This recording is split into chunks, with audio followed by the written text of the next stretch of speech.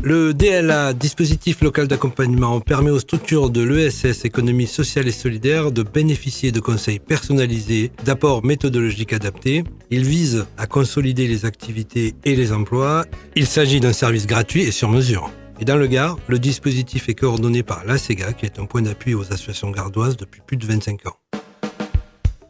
L'association Humanim a bénéficié d'un accompagnement DLA en 2020-2021. Pour en parler, nous sommes avec la responsable administrative de Humanim à Nîmes. Il s'agit de Coraline Payès. Bonjour Coraline. Et bonjour. Merci d'être là avec nous pour nous évoquer cette expérience du dispositif local d'accompagnement avec Humanim. Mais peut-être d'abord, présentation de cette structure associative. Oui, Humanim, ça fait presque 16 ans que le projet associatif existe. Depuis 2010 sous forme associative.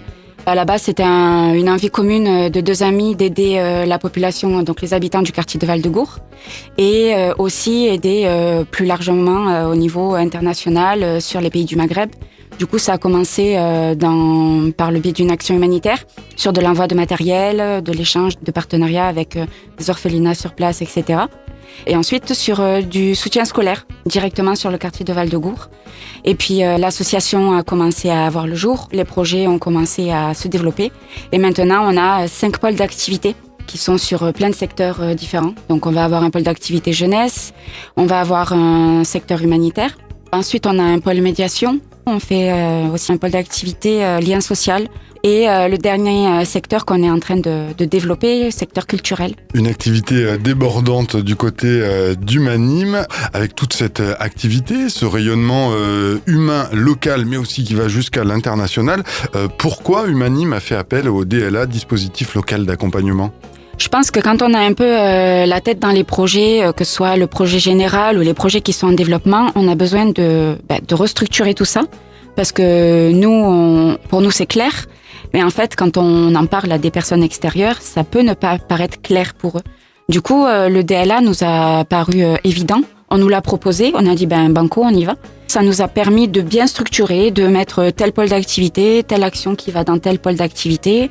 Aussi, nous, de nous rassurer que le travail qu'on fait sur le terrain avec et pour les habitants, il est légitime et on est content de le faire. Et puis aussi, par rapport aux partenaires financiers, je pense que ça les rassure aussi de voir que des structures comme Humanim ou comme d'autres associations sur le territoire ont une structuration et mettent ça en application tous les jours. Du coup, c'était très bénéfique pour nous d'en bénéficier.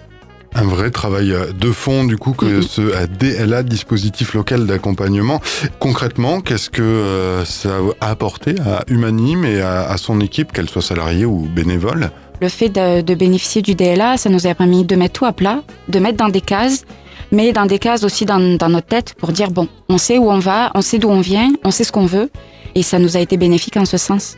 Du coup, ça a permis le développement d'autres contrats pour l'avenir, d'autres projets également. Alors justement, quelle suite à cet accompagnement ? Vous allez développer les activités, peut-être d'autres pôles avec les outils donnés via le DLA ? C'est ça. On va développer le pôle d'activité culturelle, fin 2022, début 2023. Des postes qui vont certainement arriver, peut-être en 2023. À mon niveau, ça va être un accompagnement RH plus développé. Et je pense aussi du réseautage, du partenariat. Le fait d'avoir bénéficié du DLA, comme je disais tout à l'heure, ça rassure les partenaires et les institutions qui nous financent. Du coup, ça nous ouvre des portes auxquelles peut-être on n'aurait pas pensé. Ça conforte celles qui sont déjà ouvertes. Le partenariat, il était déjà ancré. Mais du coup, il est encore plus... Oui, stabilisé, oui, c'est le bon mot, je pense. Pour conclure cet échange avec vous, Coraline Payès, pour Humanim, tout simplement, si j'étais le représentant d'une structure qui souhaitait bénéficier du DLA, quel conseil me donneriez-vous pour que mon DLA soit réussi ?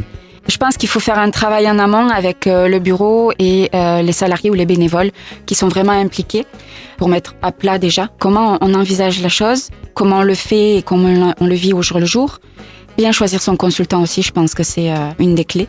Et ensuite, sur le travail vraiment, sur l'accompagnement, poser toutes les questions, même celles qui nous semblent le simple, ça sert. La plus petite question va découler sur autre point de travail. Et voilà, je pense que c'est ça le DLA, c'est un travail de collaboration avec le consultant plus qu'un accompagnement à proprement parler. Coraline Payès, merci beaucoup. Avec plaisir, merci à vous. On retrouve tout ce que vous faites en tant que responsable administratif et puis plein d'autres choses du côté d'Humanime sur les réseaux sociaux d'Humanime Nîmes. N'hésitez pas à les suivre. Pour en savoir plus sur le DLA, dispositif local d'accompagnement, rendez-vous sur le www.acega.org, ACEG2A. Et pour rappel, le DLA du Gard reçoit le soutien financier de l'Europe, de l'État, la Banque des Territoires, le département du Gard, la CAF, Nîmes Métropole et Alès Agglomération.